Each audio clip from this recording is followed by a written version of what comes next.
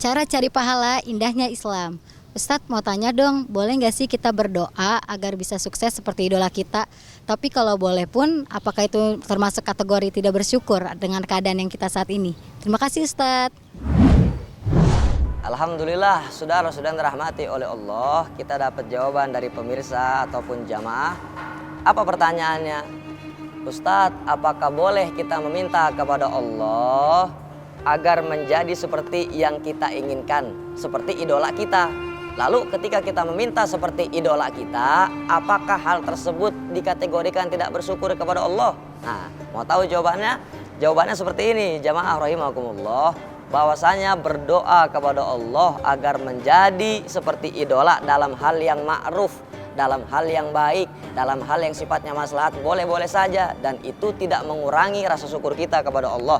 Tapi jikalau idola kita, contoh kita adalah contoh yang tidak baik, adalah contoh yang buruk, adalah contoh yang tidak membawa kemaslahatan, tidak membawa kemanfaatan, maka diharamkan berdoa untuk mengikuti atau menjadi seperti idola tersebut.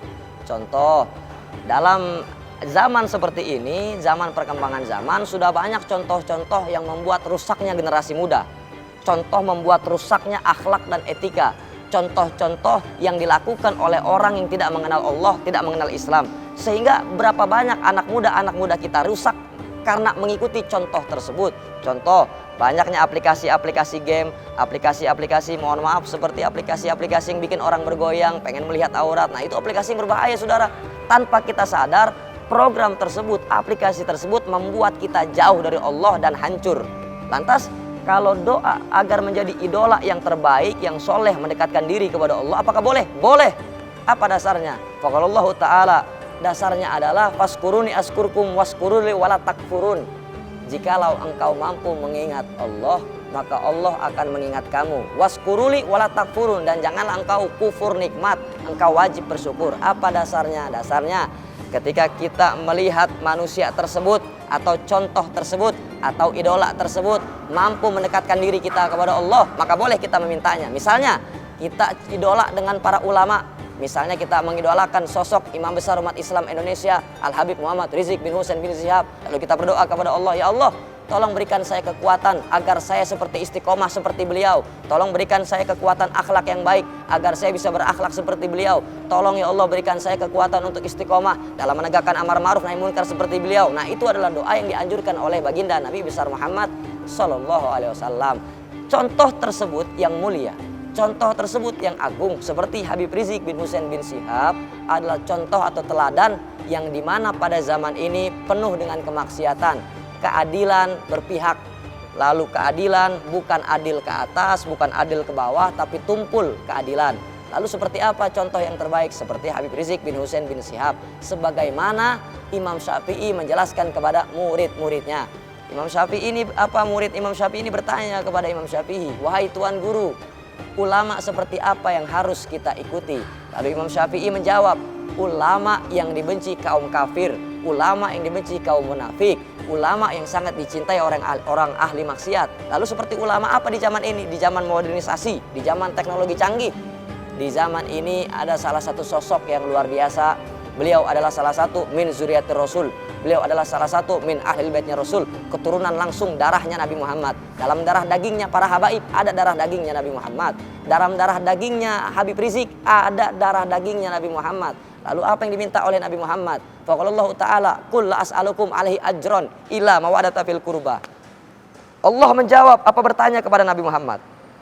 Qul la as'alukum alaihi ajron illa mawadata fil qurba. Katakanlah ya Muhammad, engkau berjuang, engkau berdakwah, tidak meminta balasan, tidak meminta upah, tidak meminta amplop, tidak meminta harta, tidak. Atas dakwahnya kamu, perjuangan kamu, pengorbanan kamu agar Islam sampai, iman sampai, tauhid sampai, fikih sampai, akhlak sampai. Apa yang diminta oleh engkau ya Muhammad? Apa yang diminta oleh Nabi Muhammad? Jawab Nabi Muhammad, ila mawadata fil qurba.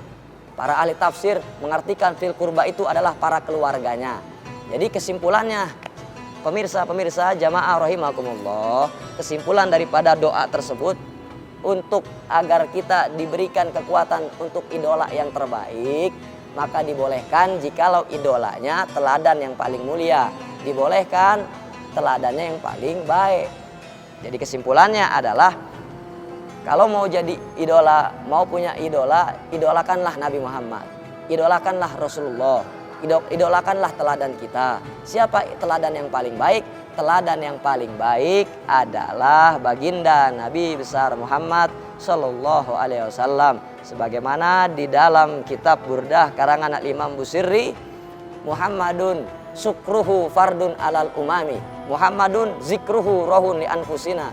Menyebut-nyebut nama Nabi Muhammad, mengagungkan Nabi Muhammad, memuliakan Nabi Muhammad adalah zikruhu rohun li anfusina, mampu menenangkan hati, mampu menyejukkan hati, mampu menenangkan jiwa. Nah, jadi kesimpulannya kalau mau punya idola, berdoa agar disamakan dengan idola yang terbaik, maka idolakanlah Nabi Muhammad. Tidak ada lagi teladan, tidak ada lagi idola yang paling patut dimintai, yang paling patut dicontoh, paling patut ditiru selain mengidolakan baginda Nabi besar Muhammad Sallallahu Alaihi Wasallam.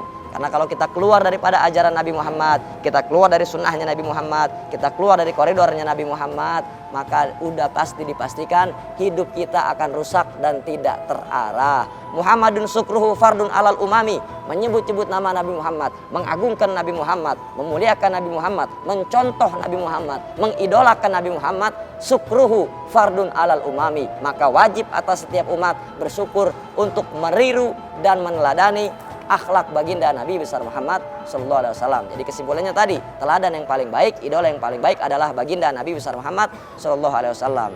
Terima kasih pemirsa atas video tersebut dan sudah menyaksikan program Cara Cari Pahala dalam Indahnya Islam. Sampai jumpa kembali pada episode berikutnya. Tetap terus stay tune di program Cari Pahala Indahnya Islam. Assalamualaikum warahmatullahi wabarakatuh.